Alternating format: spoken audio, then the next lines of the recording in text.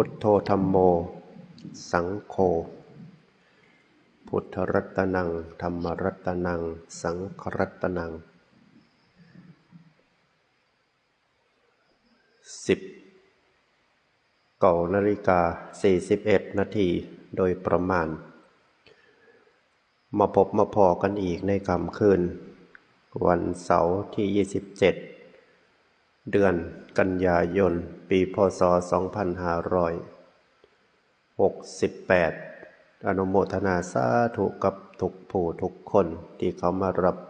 ชมรับฟังพระอาจารย์พระประเทืองเขมวีโรวัดป่าอุบลวรรณสวรรค์ทิพย์ตำบลบุเปื่อยอำเภอน้ำยืนจังหวัดอุบลราชธานีคนใดเข้ามาแล้วก็อย่าลืมคอมเมนต์บอกพระอาจารย์อย่าลืมคอมเมนต์บอกพระอาจารย์ได้ยินเสียงพระอาจารย์ชัดเจนกันหรือเปล่าถ้าได้ยินเสียงชัดเจนก็อย่าลืมคอมเมนต์เข้ามาบอกกันด้วยรับชมรับฟังกันอยู่สถานที่ไหนกันบ้างรับชมรับฟังกันอยู่บ้านใดอำเภอใดจังหวัดใดหรืออยู่ต่างประเทศถ้าได้ยินเสียงพระอาจารย์อยู่ในการไลฟ์สดครั้งนี้คอมเมนต์เข้ามาบอกก็อย่าลืมกดแชร์ออกไปให้ธรรมะชนะการให้ทั้งปวงแชร์ธรรมะเพื่อเป็นทานธรรมทานสวัสดีตอนเย็นๆช่วงนี้ก็เป็นบรรยากาศฤดูฝนก็พากันดูแลรักษาสุขภาพให้ดีจะได้ไม่เป็นหวัดดูแลสุขภาพร่างกายเพื่อเอาไว้ใส่หาอยู่หากินใส่ดำรงชีวิตการบ่มีโรคเป็นลาภอันประเสริฐการบ่มีโรคเป็นลาภอันประเสริฐการที่มีโรคเป็นความทุกข์ในโลก โรคภัยไข้เจ็บเบียดเบียนเกิดขึ้นต้องย่อมเป็นธรรมดาแต่ว่าก็บ่มีใครอยากเป็นเนาะญาติโยมเนาะโหโยว่ามันต้องเจ็บต้องป่วยแต่ว่าก็บ่อยากเป็นแล้วบ่อยากเป็นก็รักษาดูแลสุขภาพการกินการดื่มการใส่ชีวิตทนุถนอมบำรุงเขาแน่ชีวิตร่างกายอย่าสิโซถิ่มหลายบางท่านบางคนน่าสงสารบ่เกิดความรู้บ่เกิดปัญญาก็บ่จักโซถิ่มร่างกายเจ้าของพามันกินพามันดื่มพามันบ่นอนพามันเล่นพามันเที่ยวมันก็ม่วนอยู่ทั้งใจแต่ว่าถ้าร่างกายมันเว้าได้มันก็ว่าเศร้าท้อเศร้าเถาะผมทรมานมันสิว่าได้เนาะถ้าร่างกายมันเว้าได้แต่ว่าใจเพิ่นที่ละบัดนี่ใจเพิ่นมีกิเลสตัณหามันขับเคลื่อนกิเลสตัณหามันพาเพิ่นเฮ็ดเพิ่นก็ว่าเพิ่นสิร่วมสิรวยเพิ่นสิขยันเพิ่นขยันเพิ่นโอ้ยบ่เฮ็ดคือสิได้กินพระอาจารย์นี่มันเอาคำนี้มาตัวดีได้ญาติโยมถ้าสิกินน่ะมันบ่อึดอยู่อึดกินแล้วล่ะ3ซ่าเฮ็ดนะเฮ็ดมื้อละ20ชั่วโมงกินมื้อละ3คาบ บางเทื่อก็บ่ปานนั้นซ้ำเริ่มกินข้าวเฮ็ดงานเพิ่นเริ่มกินข้าวเฮ็ดเพื่อสนองตัณหาเจ้าของญาติโยมส่วนหลายนะแต่ว่ามันก็เป็นความสุขอยู่ดอกบางคนสุขกับการได้เฮ็ดสุขกับการได้มีงานทำสุขกับการได้ทำการทำงานสุขกับการทำงานแล้วก็ได้เงินได้ทองบางคนก็มีความสุขอยู่แต่ว่าหลายท่านหลายคนก็มีความทุกข์คือบ่ได้ดังความคิดหาเงินตากตรำดิ้นรนกระเสือกกระสนตั้งใจห้ามหลงห้ามคำแต่ว่าก็บ่พอใส่ญาติโยมเอ้ยมันเป็นน้ำหยังน้อมันเป็นน้ำหยังเอาอยู่ว่าสั่นนี่วัตใดเงินมามันก็มีเหตุให้ต้องได้เสียไปวัตใดเงินมาต้องมีเหตุให้ได้จ่ายออกคนถากินก็หลายคนถากินอยู่ทางหลัง บางคนปฏิดีตนจักแม่นเวรแม่นกรรมอีหยังเนาะหาเงินได้ก็ขอแน่ผู้อยู่ทางหลังหลายญาติพี่น้องเป็นหลายแห่งพวกได้ไปเมืองนอกนี่คือสำคัญพวกอยู่เมืองนอกเมืองหน้านี่อาจารย์เห็นหลายคนก็บ่จักเป็นจังไดหาเงินได้ผู้ทางหลังก็ท่าตั้งแต่ผู้อยู่เมืองนอก ผู้ ไปอยู่เมืองนอกแล้วหาบ่ได้อยู่บ่ได้เศร้าหาได้เงินเดือนละสักเท่าใดก็บ่ยังผู้อยู่ทางหลังผู้อยู่ทางบ้านถ้าผู้อยู่เมืองนอกส่งมาให้บ่ว่าแต่ผู้อยู่เมืองนอกดอกผู้อยู่กรุงเทพคือกันนั่นล่ะผู้อยู่ไสก็สร้างดอกหาได้ฉะนั้นเฮาก็ต้องภูมิใจได้ญาติโยมอย่าคิดเป็นสิ่งที่บ่ดีเด้ต้องภูมิใจได้เฮาสามารถเย็บเยินซอยเหลือคนอื่นถ้าเพิ่งเฮาแสดงว่าเฮาเป็นที่เพิ่งของคนอื่นได้ เป็นที่เพิ่งของคนอื่นได้แต่ว่าก็อย่าลืมเด้อญาติโยมเด้ออย่าลืมสั่งน้ำทำบุญเด้ออย่าพากันลืมตัวนี้เด้อถ้าพากันลืมถิ่มบุญแล้วก็พากันทุกข์อีหลีเด้หาอยู่หากินได้เงินได้ทองสุขภาพแข็งแรงคงมือก็เพราะว่าบุญหนุนนำได้ญาติโยมหากบ่มีบุญบางเทื่อบ่ได้เกิดเป็นคนซ้ำถ้าบ่มีบุญบางเทื่อเกิดมาก็บ่มีสติมีปัญญาหาเงินหาทอง ใช้ชีวิตเกิงเทื่อเกิดมาก็บ่ครบอวัยวะต่างๆก็บ่ครบสติสตังค์ก็บ่ครบเฮาเกิดมาเฮามีบุญจังว่าเฮาได้ใช้ชีวิตมีครอบมีครัวมีพ่อบ้านแม่บ้านมีลูกมีเต่ามีครอบครัวมีทรัพย์สมบัติเงินทองคือว่าบุญหนุนมาได้ญาติโยมอย่าถิ่มบุญเป็นเด็ดขาดอย่าถิ่มบุญบุญกุศลบุญคุณงามความดีเอื้อเฟื้อเพื่อแผ่แบ่งปันมื้อนี้ฉะนั้นแล้วอาจารย์ก็ขออนุโมทนาสาธุกับทุกท่านทุกคนเด้อที่ร่วมทำบุญมากับพระอาจารย์พอดีพระอาจารย์มีการพัฒนาวัดสถานที่ที่พระอาจารย์อยู่พระอาจารย์สั่งที่พักสงฆ์สั่งวัดป่าอุบลวันมานี่ก็เป็นปีที่6พัฒนามาตามเหตุตามปัจจัยตามเรื่องตามเล่าอันใดที่มันจำเป็นอันใดที่มันพอเหมาะพอเจาะพอสิเหตุใดทำใดอาจารย์ก็พัฒนาไปในช่วงนี้ก็กำลังวสิเทศถนนทางเข้าวัดเป็นเส้นหลักเทศถนนกว้าง6 เมตรยาว120 เมตรอาจารย์อนุโมทนาสาธุนำทุกผู้ทุกคนที่ร่วมสร้างน้ำทำบุญมาอาจารย์ก็ขอบอกข่าวเก่าบุญอยู่ในโลกออนไลน์นี่เลยผู้ใดรับชมรับฟังพระอาจารย์หาช่องทางในการซอยมาวัดก็ดีโอนก็ดีหรือว่าสิทำบุญได้ช่องทางได้ก็ดีอาจารย์ก็ขออนุโมทนาสาธุนำเทศถนนคอนกรีตกว้าง6 เมตรหนา15 เส้นยาว120 เมตรงบประมาณก็ประมาณ 200,000 บาทอนุโมทนาเด้อทุกผู้ทุกคนที่รับชมรับฟังพระอาจารย์นี่ก็คือบอกข่าวเก่าบุญไปเอาให้มันพอประมาณเด้อญาติโยมเด้อคนใดมีก็ซอยคนใดบ่มีก็บ่เป็นหยังเก็บไว้ถ้าใช้ซื้ออยู่ซื้อกินครอบครัวเจ้าของแต่ว่าถ้าพอเฮ็ดได้ทำได้บ่ถูกแห้งบ่เดือดร้อนแห้งก็แบ่งปันเอื้อเฟื้อเขาเอิ้นว่าสละจาคะให้เป็นทานเพื่อเป็นประโยชน์แก่วัดพระศาสนาเนาะอนุโมทนาสาธุนำทุกผู้ทุกคนรวมบุญมากับพระอาจารย์กันหลายท่านหลายคนล่ะก็รับไปเรื่อยๆจนกว่าถนนพระอาจารย์สิเสร็จเพราะว่าใส่งบประมาณสูงอยู่ใส่งบประมาณ 200,000 บาทโดยประมาณใส่งบประมาณหลายอยู่ก็เฮ็ดไปเรื่อยๆญาติโยมผู้ซอยผู้เล็กผู้น้อยผู้มีหน่อยมีหลายผู้มีศรัทธาซะคำว่ามีศรัทธาอย่ามี5 บาท10 บาทมีจักเท่าใดก็บ่ว่าเพราะว่ามันเป็นความศรัทธาเป็นความศรัทธาของญาติของโยมสร้างน้ำทำบุญทนุบำรุงพัฒนาวัดว่าศาสนาในคือสร้างถนนหนทางสร้างคนสมัยก่อนสมัยหลังคนโบราณคนสมัยเก่าเขาบอกว่าสร้างศาลาก่อขุดนำบ่อก่อศาลาสร้างถนนหนทางมันได้บุญทั้งกลางวันกลางคืน ทั้งกลางวันกลางคืน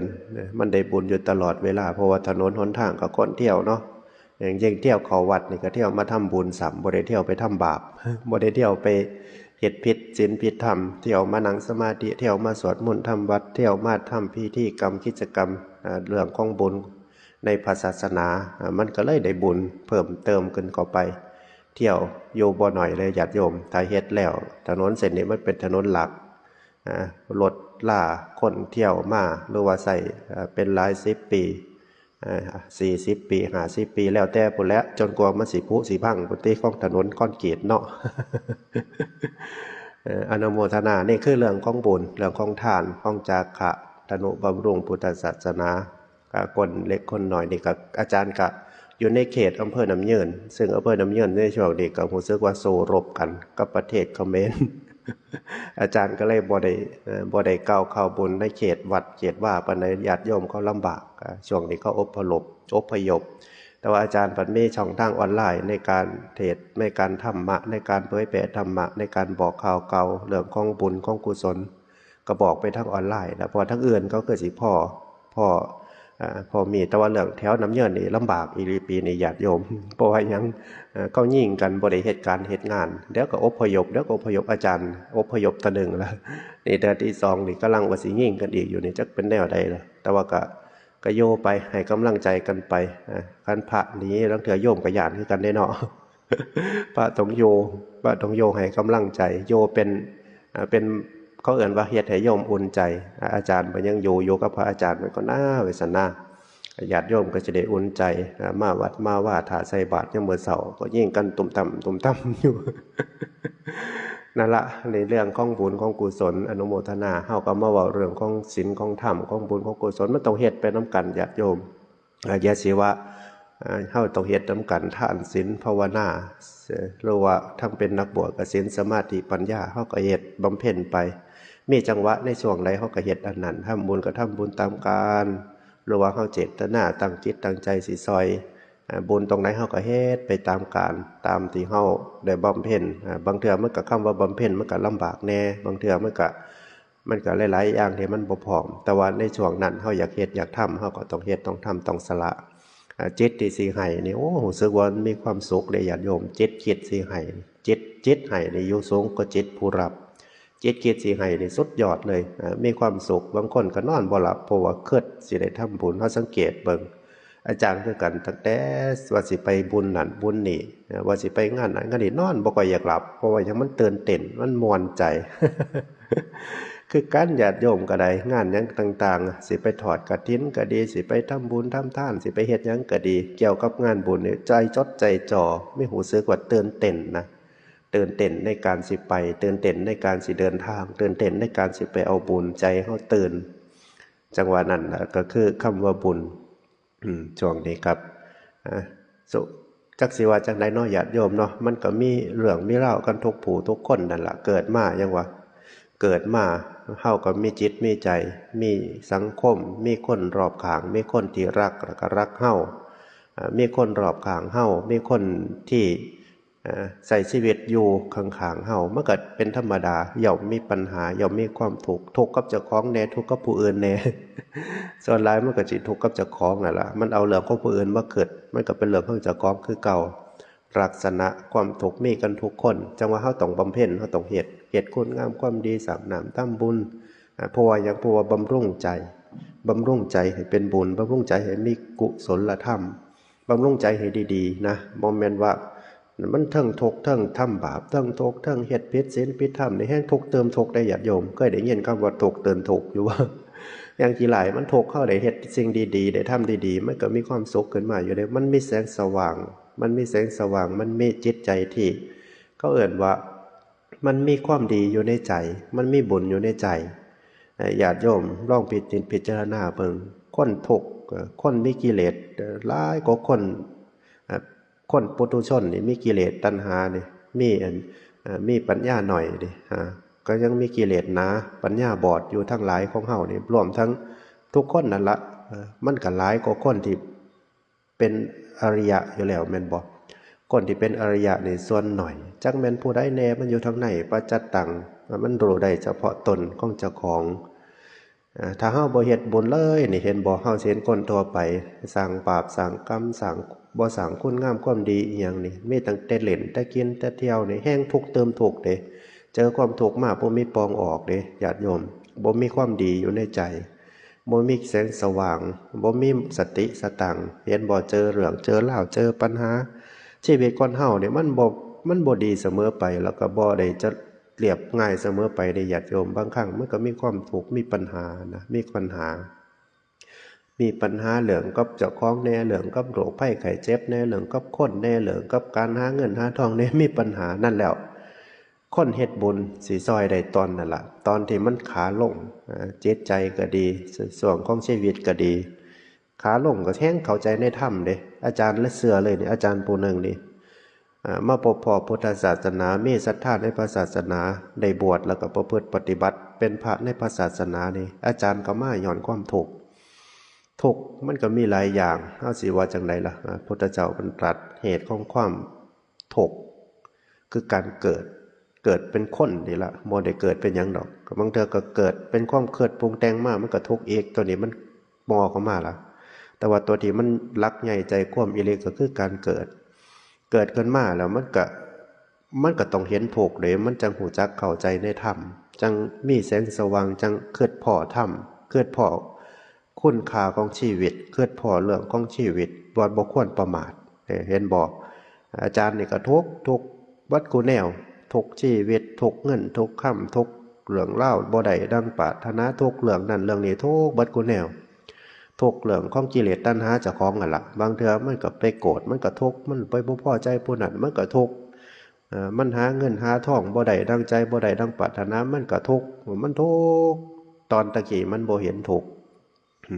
ในเมื่อทุกข์มันจนโตมาเนี่ยทุกข์ที่มันทุกข์อีหลีคือทุกข์การพัดผ่าญาติโยมตัวนี้เห็นได้ชัดเจนแห่งผู้ใดบ่เห็นทุกข์แล้วก็บ่น้อมใจเข้าหาธรรมตัวนี้ถือว่ายังอยู่ไกลอยู่เด้อเพราะว่าความพัดผ่ามันเป็นความทุกข์ที่ใหญ่ระดับต้นๆของชีวิตเลยเด้ลูกใดเสียเมียใดจากเกิดพัดผ่าจากของรักของเจริญใจทั้งหลายทั้งปวงนี่เป็นเรื่องที่ควรน้อมใจใส่ธรรมผู้ใดเกิดสภาวะแห่งความพัดผ่านี่น้อมซะเลยเฮาถูกหย่อนเฮาเกิดมาพอกันคันเป็นผัวเป็นเมียก็มาพอกันป้ากันบ่จากเป็นกระจากตายเห็นบ่ทุกข์ให้เด้บางคนก็ให้อกหักเบิดว่าไปบ่หลอดขอบขั้วเพิ่นว่าน้ำปั้นยังบ่เห็นถูกอยู่ยังไปหาเอาใหม่อยู่เด้หาเอาใหม่เพื่อสิจากอีกบ่หลาบบ่เห็นโลงศพบ่ลังน้ำตาหรือว่าเห็นอยู่แต่ว่าก็คือว่าล่ะซ้ำกินแนวเผ็ดๆบ่ตำบักหุ่งบ่ผู้ใดมากินตำบักหุ่งแห้งเผ็ดดึงหูไว้ก็บ่ฟังเว้นแต่ทรมานเพราะโลกคนเผ็ดปากดำปากแดงหูดำหูแดงเผ็ดแต่ว่าหันบ่เซากินแห้งเสร็จแห้งแสบแห้งเผ็ดแห้งแสบดึงหูไว้ปานใดก็บ่ฟังก็สิซ้ำกันกับคนเห็นความพัดภาคแต่ว่าก็ยังกลับไปสู่ความพัดภาคอีกยกตัวอย่างเอาง่ายๆคือคนมีครอบมีครัวนี่มีสามีภรรยานี่สิจากกันเป็นหรือว่าจากกันตายก็ดีถ้าคั่นได้จากกันก็ทุกข์ทีละเสียอกเสียใจแต่ว่าเพิ่นก็ยังบ่เห็นทุกข์แล้วก็ยังไปหาเอาใหม่อยู่ได้อยู่นี่ยังอยากได้ใหม่อยู่ยังอยากไปเอาใหม่อยู่ยังอยากไปจากกันอีกอยู่ยังอยากไปจากเป็นหรือว่าจากเบิดลมหายใจกันอีกอยู่ต่างคนต่างให้น้อมเข้าหาธรรมเด้อมันถูกย้อนเฮาพ้อกันเฮามีเฮาฮักกันเด้เฮามีความยึดมั่นถือมั่นในกันและกันเด้ต้องเฮาปฏิเสธบ่ได้คือพ่อแม่ตอนนี้ปฏิเสธบ่ได้เกิดมามันมีโลดบ่ได้มาหาเอาใหม่แต่ว่าหาเอาคู่ครองเอาครอบครัวมาหาเอาใหม่เฮาสิสามารถเลือกได้ถ้ามันเคยเห็นแล้วมันเคยเป็นแล้วมันเคยมีแล้วมันทุกข์แล้วมันเห็นทุกข์มันเห็นทุกข์จากคนรักที่เฮายึดมั่นถือมั่นเป็นห่วงกันบางคนก็หึงบางคนก็ห่วงบางคนก็หวงสามีแน่ภรรยาแน่ลูกเต่าเล่าล้านแน่มันหึงมันห่วงมันทุกข์ได้ญาติโยมทุกตอนมันสิจากกันนะจากเป็นหรือว่าจากบ่เป็นก็ดีล่ะทุกตอนนั่นล่ะตอนอยู่นำกันก็ทุกข์อีกจังนึงตอนจากกันก็ทุกข์อีกจังนึงลืมบ่ได้เด้ทำใจยากลักษณะของความทุกข์จากคนรักของเจริญใจทั้งหลายทั้งปวงหายไปนี่คือความทุกข์ที่เฮาต้องควรน้อมใส่ใจถ้ามันเกิดขึ้นมีขึ้นถ้าคนได้น้อมใจมันสิเห็นธรรมเกิดความเบื่อหน่ายคลายความกำหนัดบ่อยากกลับไปให้มันถูกอีกอาจารย์บวชได้ก็ย้อนนี่แล้วเอาตัวนี้แล้วมาเตือนจิตเตือนใจเจ้าของมาเตือนจิตเตือนใจเจ้าของอยู่เนืองๆเคยมีขอบมีขั้วเคยหักเคยแพงเคยห่วงเคยหวงเคยหึงเคยเป็นห่วงกันเคยหักกันเคยมีสิ่งที่บุคคลที่เฮาต้องดูแลรักษากันมันก็เลยทุกข์ก็เลยมีกำลังใจบวชเพราะบวชมันอยู่ผู้เดียวมันสบายมันบ่ได้ห่วงบ่ได้หวงบ่ได้หึงบ่ได้ไปคิดนำผู้ใดนะคิดนำตั้งแต่รูปร่างสังขารเจ้าของนี่ก็พอแห้งแล้วญาติโยม พอแห้งแล้วจักสิว่าจังไดจักสิว่าจังไดนั่นละลักษณะเกี่ยวกับคน มันกับหลายเหตุหลายปัจจัยถ้าคนหูจักน้อมจิตน้อมใจใส่ธรรมสามารถเทศให้เฮาเกิดจิตใจเกิดสลดสังเวชเกิดใจเป็นธรรมได้ทุกอย่างความทุกข์แห่งเห็นได้ชัดเห็นบ่นางปัตตาจาราในครั้งพุทธกาลนางปัตตาจาราเพิ่นเป็นลูกเศรษฐีเห็นบ่เพิ่นไปฮักกับจันทานไปฮักกับคนใส่เพิ่นก็หนีตามผัวเพิ่นไป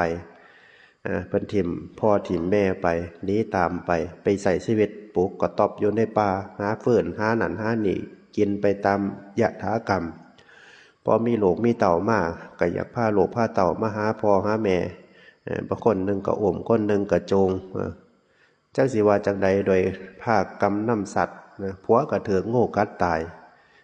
ฝนพายุมาโลกก็ตกน้ำนำเอาบ่ทันคนหนึ่งอมโลกหน่อยกำลังออกใหม่ๆแดงๆนำเอาโลกเยามาแตะไสผู้นี้เจ้ากรรมนายเวรมาแตะไสผู้นี้มาขาบเอาโลกอีกผู้หนึ่งไปอีกก็เลยตายไปเบิดผัวก็ตายลูกทั้งลูกก็ตายเจ้าสัตว์โซ่เสไปหาพ่อหาแม่พ่อแม่ก็ตายคือลูกพ่ออ้ายก็ยังตาย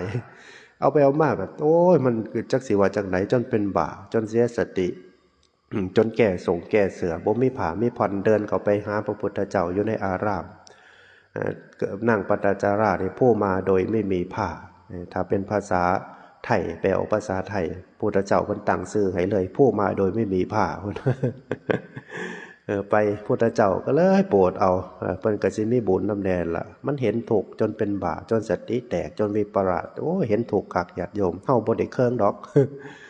ตายเบิดขอบเบิดขั้วไปนั่นก็สิมีได้บางคนเนาะเกิดอุบัติเหตุเป็นนั่นเป็นนี่ตายเบิดขอบเบิดขั้วมันก็เห็นความถูกโอ้ยบวชบ่สึกพุ่นแล้วเนี่ยนี่เห็นถูกคักปานนี้ภาวนาประพฤติปฏิบัติเทศให้จิตใจสงบมาผู้เดียวก็สิไปผู้เดียวบ่เอาชีวิตไผมาเป็นภาระบ่เอาชีวิตไผมาเป็นความลำบากนำนี่ลักษณะของธรรมนั่นเป็นจังซั่นแต่ว่าถ้าวัดญาติโยมบัดนี้มันได้มีมันได้เป็นเฮาต้องนำธรรมะไปใส่ให้มันได้หลายที่สุดนั่นล่ะ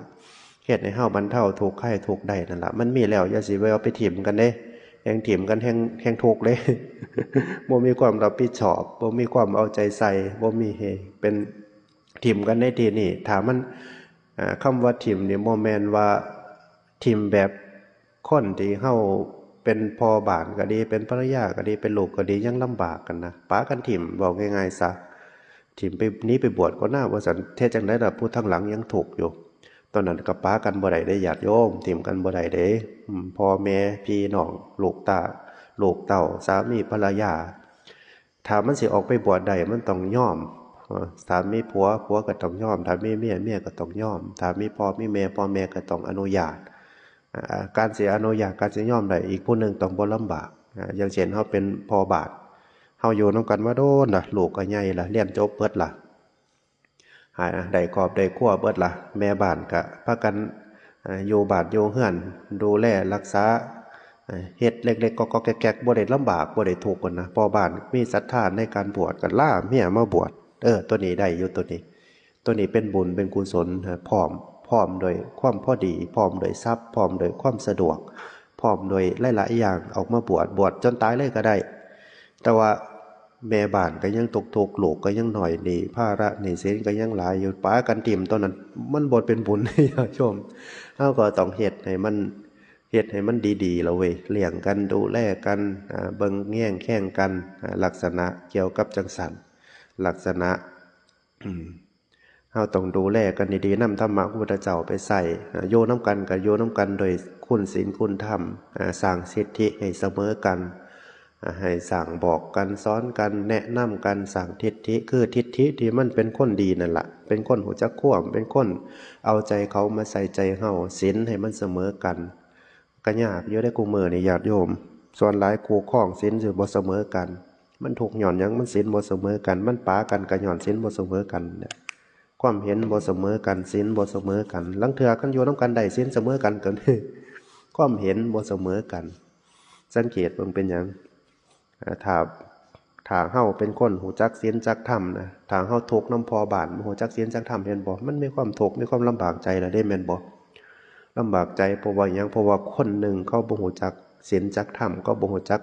ความพอดีเขามากๆแล้วยังมีกิเลสตัณหาราคะหลายอยู่ฉะนั้นแล้วเขาต้องปรับต้องคุยกันถ้าเขาอยากไปน้ำกันโดยมีความสุขฉันสามีภรรยาหรือว่าคำว่าครอบครัวต้องคุยกันถ้าอยากอยู่ใดไปน้ำกันใดต้องให้ศีลมันเสมอกันแม้สิบ่เสมอกัน100%ก็ให้มันบาลานซ์กันแน่อย่าให้มันห่างกันแห้งหลายกับทิฏฐิคือกันปรับทิฏฐิให้มันไปน้ำกันใดความเห็นก็เอิ้นว่าทิฏฐิอย่าสิวเถียงตะกันผู้หนึ่งสิไปสายผู้หนึ่งสิไปขัวผู้หนึ่งมักหวานผู้หนึ่งมักเค็ม ตอนนั้นมันเป็นอาหารมันพอทนอยู่แต่ว่าความเห็นทิฏฐิพากันไปในข้องเดียวกันให้มีความเห็นคล้ายๆกันมันจังพออยู่นำกันพระคือกันบ่ว่าแต่ครอบครัวดอกบ่ว่าแต่ญาติโยมใส่ชีวิตในครอบครัวดอกพระสงฆ์องค์เจ้าคือกันประพฤติปฏิบัติอยู่วัดเดียวกันนี่ถ้าขอวัดบ่เสมอกันทิฏฐิบ่เป็นไปน้ำกันก็อยู่น้ำกันยากเด้อาจารย์สิยกตัวอย่างบ่ได้เอาไปเปรียบเทียบหรือว่าบ่ได้ไปส่อเสียดสีผู้ใดอย่างเช่นวัดในประเทศไทยนี่มีอยู่ 3-4 หมื่นวัดพระเจ้าพระสงฆ์ก็เป็นหลายแสน200,000 รูปจังว่าเฮาสิได้ยินว่าซ้ายนั่นซ้ายนี่เห็นบ่ซ้ายหลวงปู่ชาซ้ายหลวงปู่หมั่นซ้ายหลวงตามหาบัวสายหลวงปู่ลี่สายหลวงปู่นั่นหลวงปู่นี่สายธรรมกายสายนั่นสายนี่เห็นหมอสิเห็นสายได้นั่นเฮาเกิดว่าพระเพิ่นบ่ถือกันบ่เพิ่นคือแบ่งแยกสายพระเพิ่นปฏิบัติแนวใดเพิ่นคือแบ่งแยกสายเพิ่นคือว่าสายนั่นสายนี่เพิ่นคือว่าจังสันจังสี่สายนั่นสายนี่เป็นหยังเพิ่นคือต้องแบ่งแยกสายทั้งที่พุทธเจ้าก็องค์เดียวกันทั้งที่ศีลก็227คือกันแบ่งแยกสายก็เพราะหยังก็เพราะศีลก็เพราะทิฏฐิก็เพราะขอวัดปฏิบัติที่มันต้องโยน้ำกลุ่มที่ศีลเสมอกันทิฏฐิเสมอกันหรือว่าเป็นไปทำนองเดียวกันขอวัดปฏิบัติก็ต้องเป็นไปน้ำกันมันจังสิอยู่น้ำกันโดยความผาสุกนี่มันจังแยกเป็นกลุ่มนั่นกลุ่มนี้อย่างเช่นสายน้องประพงษ์ลูกศิษย์หลวงปู่ชาเพิ่นมีขอวัดจริยวัตรที่ประพฤติปฏิบัติไปทำนองเดียวกันประสิมีประชุมปีละเถื่อยกขอวัดขึ้นมาเว้ากันอธิกรณ์องค์นั้นองค์นี้ประพฤติปฏิบัติโตบ่งามบ่เหมาะสมต่อสมณะสารูปเพิ่นกระตักกระเตือนกันในที่ประชุมสงฆ์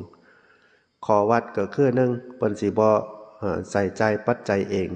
บ่ถือบ่ใส่บ่ซื้อบ่เอง2บ่สูบยา3บ่บอกเลขเฮ็ดน้ำมนต์เพิ่นสิมีขอวัดที่เป็นไปน้ำกันเพิ่นสิเอาขอวัดยกขอวัดเป็นการปฏิบัติในกลุ่มนี้ในสายนี้สาขานี้ความเห็นเพิ่นคือกันทิฏฐิเพิ่นคือกันขอวัดเพิ่นเสมอกันการปฏิบัติมันก็เป็นไปน้ำกันมันบ่ได้ไปเพ่งโทษกันถ้ามาอยู่น้ำกันคนละสายหรือว่าคนละขอวัดมาอยู่น้ำกันมันก็เพ่งโทษกันคือกันกับผัวกับเมียเกิดผู้หนึ่งมักแนวหนึ่งผู้หนึ่งเกิดแนวหนึ่งผู้หนึ่งเฮ็ดแนวหนึ่งผู้หนึ่งเฮ็ดแนวหนึ่งมันก็บ่ถือกันมันเพ่งกันโทษกันบ่ได้ผิดกันได้ญาติโยมมันเขาเอิ้นว่าทิฏฐิขอวัดศีลน่ะบางเพิ่นบ่ถือเงินถือทองเพิ่นก็ถือศีลละเอียดกว่าผู้เพิ่นถือได้แม่นบ่องค์ใดที่เพิ่นบ่ถือบ่จับบ่บายแต่ว่าเพิ่นก็บริหารอยู่หลายคนก็บ่เข้าใจเด้บ่ถือบ่ใส่แต่ว่าหันไปบอกผู้อื่นซื้อผู้อื่นใส่นั่นคือการบริหารบ่แยกแยะหลายคนหลายท่านบ่แยกแยะการบริหารเพิ่นบ่ถือเพิ่นบ่จับนั่นแทนที่สิอนุโมทนาสาธุนำไหนว่าพระไม่ถือไม่จับเงินไม่ใช้เงินไม่ซื้อไม่จ่ายไม่จับเงินแต่ทำไมต้องไปใช้ให้คนอื่นจับให้คนอื่นซื้อคนอื่นจ่ายมันก็ต้องบริหารเนาะเจ้าอาวาสเนาะแต่ว่าเพียงแค่เพิ่นบ่จับจ่ายซื้อเองนะก็คือให้ไวยาวัจกรให้โยมวัดอย่างเช่นไปกิจนิมนต์จังซี่เพิ่นก็บ่ได้รับซ่องด้วยตัวเองก็สิมีถ้ายกถ้ายีกาญาติโยมผู้ฮู้จักหรือว่าไวยาวัจกรรับไปก็ไปเข้าในกองกลางไปเก็บไว้ในญาติโยมผู้อุปถากเพิ่นไปเก็บไว้เพิ่นก็บอกเพิ่นว่าเท่าใดบางคนบางองค์เพิ่นก็ให้นับมีพระ10รูปก็ถวายองค์ละ500ถวายหัววัดนำทั้งเบิด5,000เพิ่นก็จื้อไว้อยู่นำโยมผู้นี้5,000ถ้าไปถิ่มเลยมันก็ซ้ำถิ่มปัจจัยเงินทองที่โยมถวายมาสิมันก็สิเป็นปล่อยปละละเลยก็จื้อไว้ เอาเวลามื้อนี้สิเทศน์ถนนเด้อพงหันมันบ่ดีเอาเงิน5,000น่ะไปซื้อปูนมาแหน่จักพันเอาน้ำปานะพระบ่มีญาติโยมบ่ค่อยทำบุญช่วงนี้เอาไปซื้อน้ำปานะมาแหน่จัก2,000เอาอันค่าน้ำมันบ่มีรถบ่มีน้ำมันเอาไปเติมแหน่ก็บริหารได้ญาติโยมต้องเข้าใจนะต้องเข้าใจต้องเข้าใจต้องเข้าใจว่าเพิ่นบ่ถือบ่จับบ่จ่ายแต่ว่าเพิ่นบริหารบางคนก็อาจารย์เห็นพูดสงสัยโดยความสงสัยเห็นพระวัดป่าเห็นพระโน่นพระนี่ไม่จับจ่ายซื้อไม่จับจ่ายใช้เงินเองไม่บ่จับเงินว่าง่ายซะไม่รับเงินไม่รับเงินดีได้ยินคนเว้าประจำคนพูดประจำพระท่านไม่รับเงินแต่ใช้เงิน ไม่รับเงินแต่บอกให้คนอื่นใช้แต่บอกให้คนอื่นซื้อไม่รับเงินแต่บอกให้คนอื่นใช้คนอื่นซื้อเพิ่นว่าเฮาต้องเข้าใจบริบทของเจ้าอาวาสของผู้บริหารเพิ่นบริหารโดยธรรมวินัยเพิ่นบ่จับน่ะมันถูกแล้วเพิ่นบ่ถือน่ะมันถูกแล้วเพิ่นบ่เอาใส่ยามน่ะมันถูกแล้วพระไม่รับเงินแล้วจะเอาไหนแล้วจะเอาที่ไหนไปจ่ายค่ารถจ่ายค่าโรงเรียนจ่ายค่าหนังสือต้องเข้าใจบริบทพระที่เพิ่นบ่จับเงินใส่เงินเพิ่นเป็นพระวัดป่าสายปฏิบัติศิษย์หลวงปู่ชาบ้างศิษย์หลวงปู่หมั่นบ้างศิษย์หลวงตามหาบัวบ้างหรือว่าศิษย์สายวัดป่านะต้องแยกออกจากข้ามมาว่าสีสายปริยัติวัดบ้านเพราะว่าสายวัดป่านี่เพิ่นสิบ่ค่อยเรียนถ้าซึ่งสายหลวงปู่ชานี่เพิ่นสิสนับสนุนกันให้เรียนแค่นักธรรมชั้นเอกธรรมตรีธรรมโทธรรมเอกก็พอให้ฮู้จักหลักข้อวัดปฏิบัติหลักปฏิบัติธรรมะก็เอิ้นธรรมโกวาทนวโกวาทนี่เรียนฮอดธรรมเอกนี่ก็พอมีปริยัติไว้นำเพราะมันบ่หลง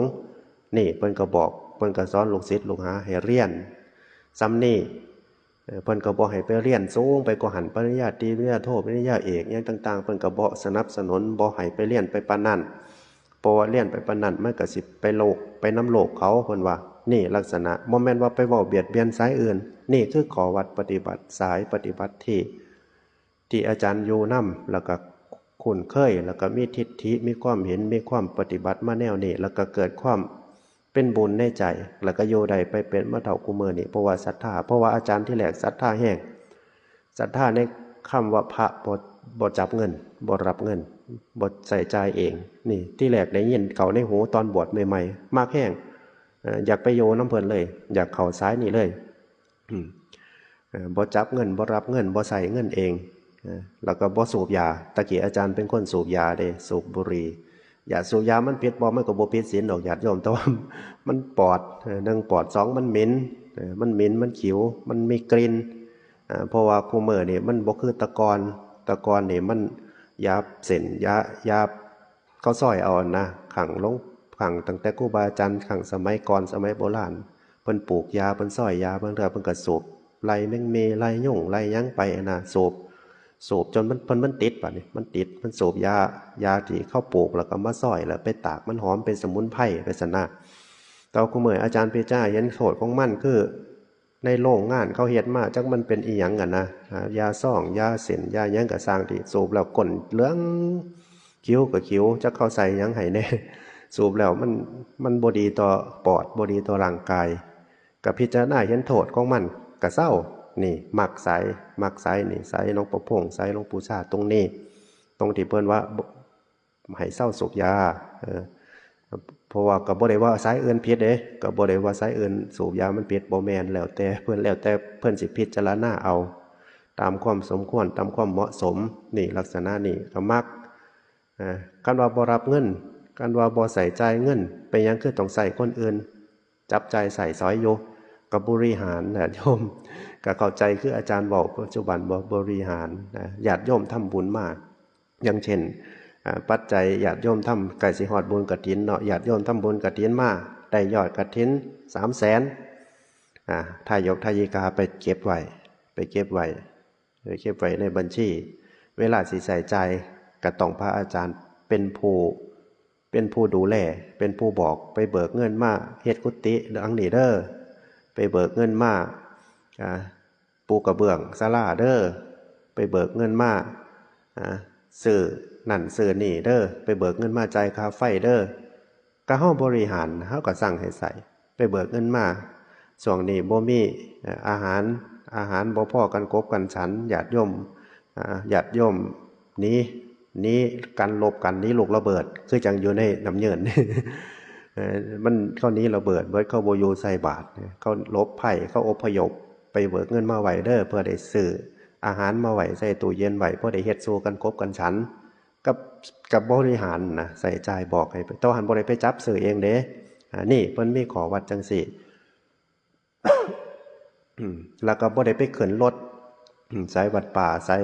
ที่อาจารย์อยู่นี่บ่ได้ไปขึ้นรถบ่ได้ไปจ่ายค่าเทอมบ่ได้ไปนั่นไปนี่คือจังพระที่เพิ่นเรียนกันอยู่กรุงเทพอยู่ในเมืองหรือเพิ่นเรียนมหาประโยคนั่นประโยคนี้ซึ่งเพิ่นต้องนั่นอีกกรณีนึง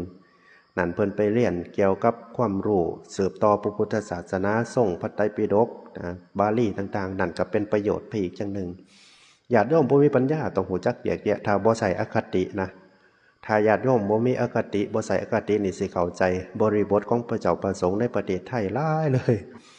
ญาติโยมบางคนกับบ่มีอคติกับพระกับบ่จักรู้จังใดล่ะพระเทศแห้งบ่จักคืออาจารย์เข้าใจอยู่ตัวนี้บางเทื่อนี่พระบางองค์นี่เทศแห้งอีหลีเด้เทศนี่โอ้ยคือจังโยมบ่แม่นคนนี่เด้เว้าคือจังตกทุกขติเป็นสัตว์เดรัจฉานทำบาปทำกันโง่จังสันจังสีบางคนเนาะเขาบ่ได้มีศรัทธาอยู่แล้วก็ได้ยินได้ฟังเขาเก็บไว้ในใจเลยบางคน โอ้ยครูบาหลวงพ่อองค์นี้คือเว้าเป็นจะสั่งแท้หลวงพ่อองค์นี้คือเว้าบ่ม่วนแท้มันเก็บไว้ในใจได้คนเห็นพระเฮ็ดบ่ดีละนานกูว่าแล้วพวกผ้าเหลืองพวกพระนี่ล่ะโตดีเขาระบายนะเขาระบายบางคนก็บ่มีศรัทธาบ่ประกอบด้วยปัญญาแล้วก็บ่มีศรัทธาแล้วก็บ่มีความเหลื่อมใสในพระในวัดในว่าในพระพุทธศาสนานะเพียงแค่เขาก็ใส่ชีวิตหาอยู่หากินไปเขาก็เฮ็ดนำกิเลสตัณหาเข้าไปพอโกรธเขาก็โกรธพอโลภเขาก็โลภพอสร้างเขาก็สร้างไปซั่นนะแต่ว่าคนชาวพุทธของเฮานี่ผู้ไก่พระพุทธศาสนาผู้ไก่ครูบาอาจารย์เขาเอิ้นว่าอุบาสกอุบาสิกาเนี่ยต้องเข้าใจต้องมีปัญญาอย่าใส่อคติวัดว่าอารามนี่ที่มันบ่คือกันที่มันซ้ายนั่นซ้ายนี่เพราะว่าหยังเพราะว่าทิฏฐิมันบ่เสมอกันขอวัดมันบ่เสมอกันแล้วก็ศีลมันก็บ่เสมอกันอย่างเช่นพระอาจารย์ยกตัวอย่างเมื่อกี้นี่สายหนึ่งเพิ่นบ่จับเงินจับทองบ่ใส่ใจเองเฮ็ดนำพระวินัยเฮ็ดนำปาจิตตีเฮ็ดนำทุกกฎเฮ็ดนำอาบัติเล็กอาบัติน้อยเพิ่นบ่ล่วงเพิ่นตั้งจิตตั้งใจรักษาพระวินัยอีกวัดนึงอีกสายนึงเพิ่นผัดบ่ฮู้ซ่าพระวินัยลูกฮู้ซ่าอยู่ฮู้ซ่าอาบัติเล็กๆน้อยๆเพิ่นผัดบ่สนเพิ่นผัดไปรักษาอาบัติที่มันใหญ่ๆปาราชิกนักฆาติเสกเพิ่นบ่ให้มันล่วงเพียงแค่อาบัติเล็กๆน้อยๆเพิ่นบ่ฮู้ซ่ามันอยู่นำกันมันสิอยู่นำกันได้ซั่นบ่ญาติโยมว่าเอาทิฏฐิบ่เสมอกันศีลบ่เสมอกันผู้หนึ่งตั้งใจรักษาว่าซั่นผู้หนึ่งระวังว่าซั่นผู้หนึ่งสำรวมสมณะสารูปว่าซั่นผู้หนึ่งปฏิบัติเพื่อหาความสงบอีกผู้หนึ่งบ่ได้สนใจผู้หนึ่งก็ใช้ชีวิตไปตามเรื่องตามราวพอเล่นก็เล่นพอม่วนก็ม่วนพอเว้าก็เว้าบ่ได้สำรวมศีลก็รักษาแนวบ่รักษาแนวเพียงแค่บ่เฮ็ดอาบัติหนักก็พอนี่มันบ่คือกันมันก็เพ่งโทษกันมันก็อยู่นำกันบ่สงบมันสั่งกันมันบ่พอใจกันก็บ่ปฏิบัติเว้ยโอ้เฮ็ดบ่ผิดศีลผิดธรรมเว้ยโอ้จะแม่นบ่คือพระอ้ายมันเกิดได้คนเนาะมันอยู่นำกันซ้ำกันกับผัวกับเมียกับคนในครอบครัวเฮานั่นล่ะเฮ็ดบ่คือกันศีลบ่เสมอกันมันก็ทุกข์คือกันจังว่าต้องมีแบ่งสายแบ่งวัดนั่นวัดนี่สายนั่นสายนี่เพราะว่าหยังเพราะว่าความเสมอกันเฮ็ดให้พาสุขอย่างเช่นเฮารักตั้งใจรักษาศีลคือกันสำรวมคือกันนี่เห็นบ่ขอวัดก็คือกันนี่มีการทำขอวัดปฏิบัติก็คือกันบ่ได้ขัดกันมันก็บ่ได้เพ่งกันถือกันลองซ่องไปเลยมีความพาสุขปฏิบัติก็เจริญมีความสงบระงับไปเลยมันก็เป็นจังสันให้พากันเข้าใจแยกแยะบริบทถ้าเฮาศรัทธาจังใดเฮาก็เข้าไปทำงานศาสนาหม้องหันล่ะอุบาสกอุบาสิกาเนี่ยควรเข้าใจในจุดนี้อย่าสิไปว่าพระเสื่อมวัดเสื่อมศาสนาเสื่อมอย่าสิไปว่าจังสันมันบ่ได้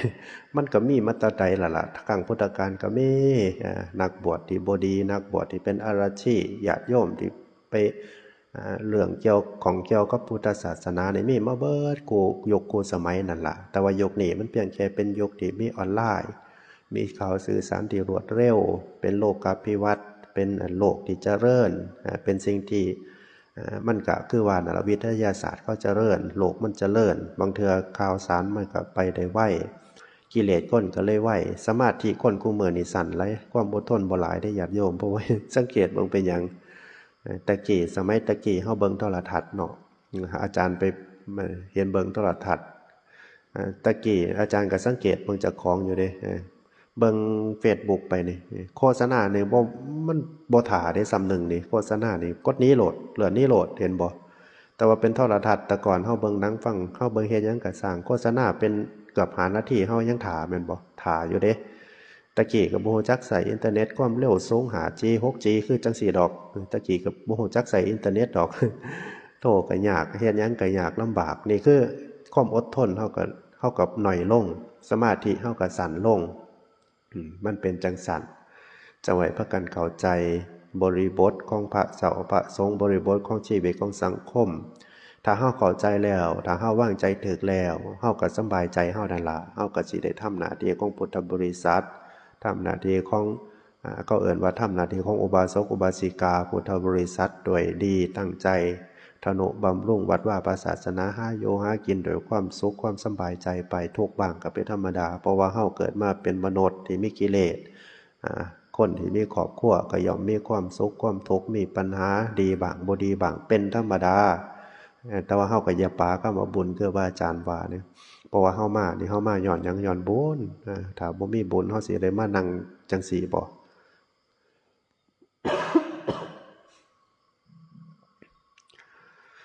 ถ้าบ่มีบุญเฮาสิได้มาเกิดเป็นคนซั่นบ่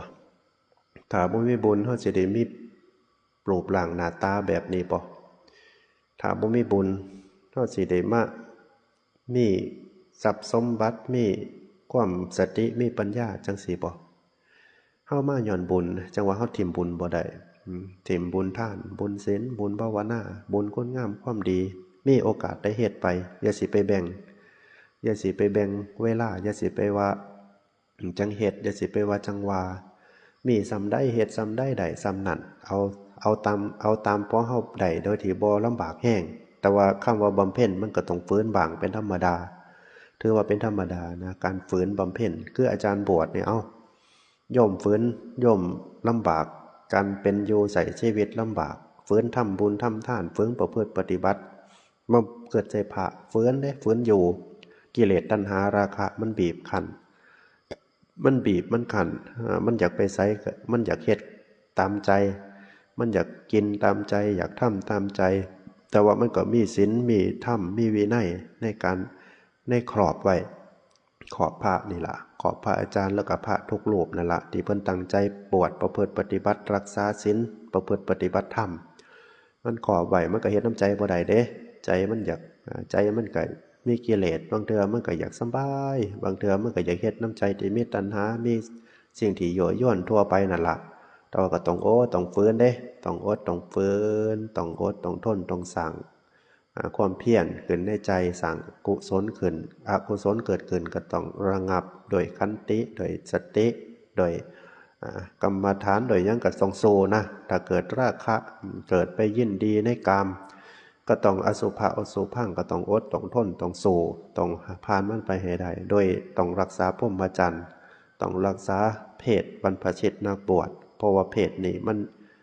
มันสบายไปทางไปอุโมงค์มันเป็นแสงสว่างมันเป็นความสุขที่เขาเอ่ยว่าถ้าบวชไปได้จนตายในผ้าเหลืองแล้วก็ประพฤติปฏิบัติอยู่ในศีลในธรรมแบบบ่ด่างพร้อยมันตัดการเวียนว่ายตายเกิดตัดก็เขาเอ่ยว่าตัดวัฏสงสารนะเฮาอย่างเช่นเฮาสิมาเกิดอีก10 ชาติจังซี่มันสิตัดได้หลายเติบได้เครื่องต่อเครื่องพุ่นแล้วสิเหลือ5 ชาติไปสันบ่จักติข้าบวชได้จนตายนะเป็นบรรพชิตนี่มันอานิสงส์แห้งในคัมมะบารมีอานิสงส์มันหลายการบวชนี่บารมี10นี่ได้เบิดทุกข้อได้ญาติโยมทานบารมีทานะบารมีนี่ทานชีวิตเด้บ่ได้ทานเงินทานค่ำเด้ทานเงินทานค่ำก็ทานตั้งแต่ที่แรกท่านทรัพย์สมบัติเห็นว่าพระบางรูปบางองค์บ่เอาโม่นเด้เอาแบ่งให้เอื้อยให้น้องแบ่งให้ ผู้อื่นแบ่งให้พี่ให้น้องไปซะบ่เอาดอกผมบวชผมสิอยู่ในศาสนาใดบาทเนื้อเดียวก็พอละพากันแบ่งเอาโหลดม่วนมั่งทรัพย์สมบัติพากันแบ่งเอาโหลดนี่ท่านน่ะเด้นี่ไปออกบวชนี่นักบวชนี่ท่านม่วนท่านมั่งท่านทรัพย์ของโลกนะบางคนก็บ่ทันท่านเอาไว้ซะก่อนถ้าเอาให้พี่ให้น้องไปมันสิเบิดเก็บไว้ซะก่อนมันทุกข์มันยากมากจังมาเอามันไปใส่ชีวิตไปบ่รอดหรือว่าไปลำบากก็จังมาเอาน้ำหลวงพี่มาเอาน้ำอาจารย์จังสิก็มีคือกันเด้นี่คือท่านบารมีท่านชีวิตท่านความสุขส่วนตัวมาอดมาทนมาบวชมาศึกษาธรรมะของพระศาสนามาประพฤติปฏิบัติบ่เฮ็ดน้ำจิตน้ำใจที่มีกิเลสตัณหามาอยู่ในวัดในว่ารักษาศีลประพฤติปฏิบัติเผยแผ่พระศาสนาเฮ็ดให้ญาติโยมได้เพิ่งเอาบุญน้ำพระถ้าบ่มีพระโยมก็สิไปเอาบุญน้ำไผถ้าบ่มีพระวัดทั่วไปสิอยู่จังใดบ่แม่นบางเทื่อวัดก็อยู่ได้น้ำพระเด้บ่แม่นว่าบางวัดบางเทื่อวัดก็อยู่ได้ย้อนวัดเองก็มีหรอกว่าบ่มีพระก็บ่ได้เงิดบางหม่องบางบ่อนแต่ว่าน้อยนักน้อยหนาแต่ว่าวัดนี่สิครบสมบูรณ์ก็ต้องมีพระส่วนมากวัดสิอาศัยพระถ้าบ่มีพระก็เป็นวัดห่างเห็นบ่ไผสิเขาไปทำบุญไผสิเขาไป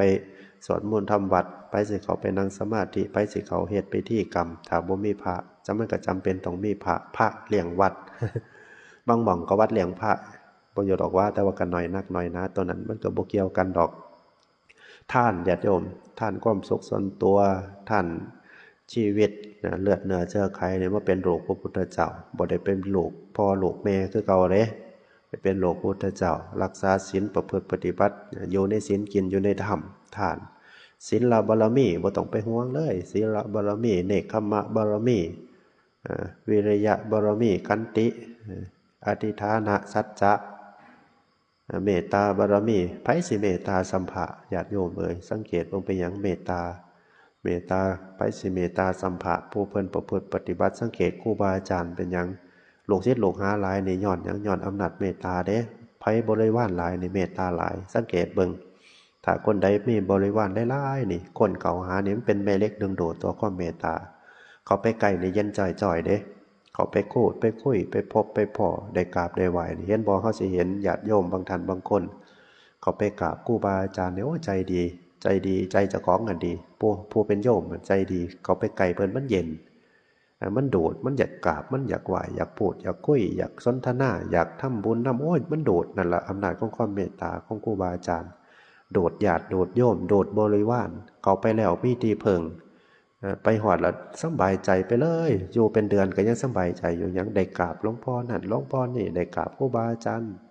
ได้ทำบุญน้ำเพิ่นน่ะดีใจนั่นล่ะอำนาจของเมตตามันสิโดดแต่สังเกตเบิ่งถ้าครูบาอาจารย์องค์ใดบำเพ็ญบารมีเมตตาบารมีนี่สิมีบริวารหลายเข้าไปใกล้ก็เย็นผู้เข้าไปใกล้นั้นเย็นจิตเย็นใจมีที่พึ่งสังเกตเพิ่งผู้เพิ่นบำเพ็ญไปเมตตาบารมีปัญญาบารมีกับไผสิปัญญาเลือดสัมภะจบป .4 เด้บ่ได้จบปริญญาโทปริญญาเอกเด้บางองค์บางท่านก็บ่ได้เรียนซ้ำจบป .4 เท่านั้นแล้วบ่ได้เรียนซ้ำแต่ว่าหันเป็นผู้นำเห็นบ่หลวงปู่ชาหลวงปู่หมั่นหลวงตาไปสิบ่มีผู้จบสูงผู้คนเด้ครูบาอาจารย์เกจิผู้เฮารู้จักกันนี่คุณธรรมนี่ลูกศิษย์ลูกหาเต็มบ้านเต็มเมืองนี่เพิ่นก็เป็นลูกตาสีตาสาเจ้าไห้เจ้าหน้านี่แล้วนั่นแล้วปัญญาเพิ่นมันเลิศจังว่าบ่แม่นธรรมดาญาติโยมเอ้ยสุดยอดเลยจังว่าเฮาประพฤติปฏิบัติให้มันเสมอกันเด้ออาจารย์เว้าแจกแจงมื้อนี้พงพ่อสิเข้าใจความเสมอกันโดยทิฏฐิความเสมอกันโดยศีลความเสมอกันโดยขอวัดปฏิบัตินี่เกี่ยวกับของพระส่วนเกี่ยวกับฆราวาสญาติโยมก็ต้องเสมอกันโดยศีลพ่อบ้านแม่บ้านนะเสมอกันโดยความเห็นคือทิฏฐิปรับความเห็นคุยกันความเห็นให้มันเข้ากันผู้มักไปวัดกับผู้หนึ่งบ่มักไปวัดก็ต้องคอยดึงผู้บ่มักให้ไปนำแน่รู้ว่าผู้มักไปสร้างคุณงามความดีจังซี่ผู้หนึ่งเว้าแห้งผู้หนึ่งเว้าคอยผู้หนึ่งเว้าดีผู้หนึ่งเว้าหายมันไปนำกันบ่ได้เด้ต้องสร้างต้องคุยต้องสร้างทิฏฐิให้มันพอไปนำกันได้มันจังอยู่นำกันโดยความผาสุกอยู่นำกันโดยไปตลอดยืนยาวเขาเอิ้นว่าเป็นโคที่อยู่นำกันจนแก่ แก่จนเฒ่าเป็นครูมีทิฏฐิเฮาอีสังเกตเบิ่งคนสมัยก่อนสมัยโบราณนี่ผู้เฒ่าทิฏฐิเพิ่นสิมักเสมอกันศีลสิมักเสมอกันบัดนี้คนกูมื้อไปกันบ่รอดย้อนหยังย้อนศีลบ่เสมอกันรู้ว่าอาจสิเสมอกันบ่เหรอเล่นโชว์ก็โชว์นำกันก็ต่างคนต่างไปบ่เหรอซุมื้อนี่ไปทั้งผิดศีลข้อ3หลายเว้ยคนเฮากูมื้อนี่อาจารย์สังเกตเบิ่งคนส่วนหลายมักผิดศีลข้อ3เว้ยมีเขาเอิ้นว่าประพฤติผิดในกามลูกผัวผู้ใดบ่ได้ฮู้สาเพศผิดข้อ3สัมพ่อสิบ่ให้มันถูกเนาะบ้านเมืองที่มันมีเหตุเพศภัยกูมื้อนี่คนมักเฮ็ดผิดข้อ3หลายบ่จักเนาะผัวไปเมียไปบ่ได้ฮู้สาล่ะลูกไปพ่อไปบ่ได้ฮู้สาล่ะเอาไปเรื่อยๆตัวทีบตัวแดนกูมื้อนี่มันผิดศีลข้อ3หลายจังว่าคนเฮามันทุกข์มันลำบากคนบ่ค่อยมีคนบ่ค่อยยึดหลักในทำนองของธรรมนำจารีตประเพณีนำศีลปานใดคนมักแหวกแนวเด้กูมื้อนี่สังเกตเบิ่งในโลกออนไลน์เนี่ยถ้าผู้ใดเว้าแห้งผู้ใดด่านี่คนมักเห็นบ่แฮงด่าแฮงมักเห็นบ่ผู้ใดเฮ็ดบ่ดีผู้ใดโซบ่บับแบ้มๆนี่คนมักจารีตประเพณีเริ่มสิลดถอยหน่อยลงทำนองของธรรมก็เริ่มสิน้อยลงคนมักทั่วประเทศเป็นไอดอลของคนกูมื้อนี่บ่ค่อยดีปานใดเด้บางคนเป็นตัวอย่างบ่ค่อยดีปานใดคนหันมักคนนิยมส้มสอบคนเอาเป็นตัวอย่างหลายคนเด้มันเริ่มสิผิดเพี้ยนแปลกไปล่ะสังคมจะค่อยเปลี่ยนไปค่อยเปลี่ยนไปถามว่ามองมุมของพระบาดนี้ผู้ใดเว้าแห้งๆนั่นคนมักเว้าตรงดีปัดว่าเว้าตรงดีเว้าถูกใจปัดว่าทำถูกใจเว้าถูกใจเว้าตรงดีบ่เสแสร้งปัดว่าเอาไปเอามามันก็เลยผิดทำนองของธรรมผิดจารีตประเพณีผิดศีลธรรมปิยวาจาธรรมะพระพุทธเจ้าเพิ่นสอนได้ทาปิยวาจามีทานมีปิยวาจามีสมานัตตามีอาทะจริยามีขอปฏิบัติตามธรรมะของพุทธเจ้าก็มื้อบ่แล้วเว้าตรงๆไปเลยบางคนก็เว้าเรื่องเว้าคือโยมไปเลยเป็นพระอาจารย์ไปนั่งพิจารณาบางคนเฮามักจังสีตัวนี่มันตรงแต่ว่ามันก็บ่ถูกคำสอนปานใดถูกศีลธรรมปานใดนะตรงซื่อๆตรงเว้าให้คนมักเว้าถูกใจโยมเขาก็เว้าได้แนวนั้นก็เว้าตรงเว้าเว้ามีเว้าให้ถูกใจคนนั้นคนนี้เว้าตรงๆนะเว้าหยาบบางคนก็เว้าหยาบไปขอเว้าหยาบนำแน่เว้าเพ้อเจ้อนำแน่หลายๆอย่างในแต่ว่าหันคนมักนี่อาจารย์พิจารณาเบิ่งสังคมก็เริ่มแปลกเริ่มผิดเพี้ยนไปแน่ละตัวนี่สะดอกอนุโมทนาสาธุนำเนาะอาจารย์ก็เว้าไปสละเว้าให้ญาติโยมได้เกิดข้อคิดได้เกิดสติเกิดปัญญาหลักๆก็เกิดความคลายทุกข์ได้มาพบมาพอมาพูดมาคุยมาเว้ามาจากันก็ถือว่ามีบุญมีวาสนาต่อกันหลายเติบเนาะญาติโยมเนาะอนุโมทนาสาธุนำทุกผู้ทุกคนที่เข้ามารับชมรับฟังพระอาจารย์ในการไลฟ์สดในค่ำคืนนี้มื้อนี้เห็นสมควรแก่เวลาเนาะพอประมาณเนาะอนุโมทนาทุกคนก็อย่าลืมเด้อญาติโยมเด้ออาจารย์บอกข่าวเก่าบุญไปเกี่ยวกับบุญเทถนนทางลักของวัด